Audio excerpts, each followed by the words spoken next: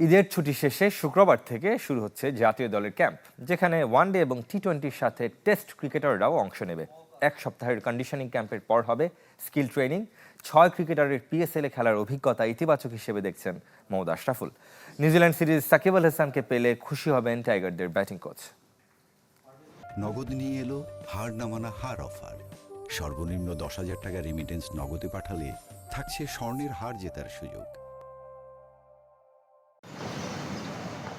ঈদের ছুটি এখনো শেষ হয়নি, অথচ মিরপুরের একাডেমি মাঠে সাইফ হাসান। পাকিস্তানের বিপক্ষে সিরিজটি ভালো যায়নি, ভুল ত্রুটি শুধরে ফর্মে ফেরার লড়াই বাংলাদেশ ওপেনারের।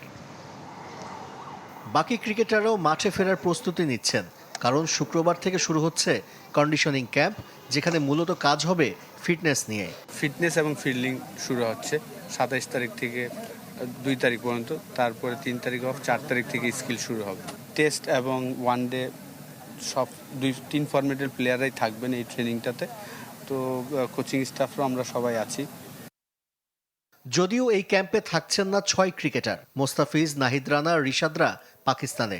এই ক্রিকেটারদের পিএসএলে খেলা বাংলাদেশের জন্য ইতিবাচক হিসেবে দেখছেন টাইগারদের batting coach Mohammad Ashraful.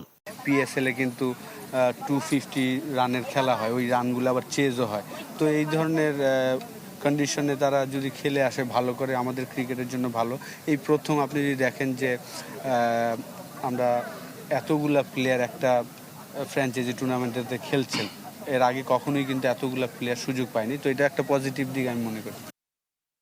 New Zealand সিরিজে সাকিব আল হাসান থাকছেন কিনা তা নির্ভর করছে সরকারের সবুজ সংকেতের উপর। তবে কোচ হিসেবে মিস্টার অলরাউন্ডারকে দলে পেতে উদ্গ্রীব মোহাম্মদ আশরাফুল। তো অবশ্যই সাকিবও আসলে এইভাবে আসবে না যে আমি আসবো আর ডাইরেক্ট খেলবো, প্রিপারেশন নিয়ে হয়তো বা খেলবেন। কিন্তু অবশ্যই সাকিবের মতন প্লেয়ার যদি টিমে থাকে, যে কোনো কোচের জন্য একটা আলাদা একটা বেনিফিট, কারণ সে দুইটা কাজই করতে পারে।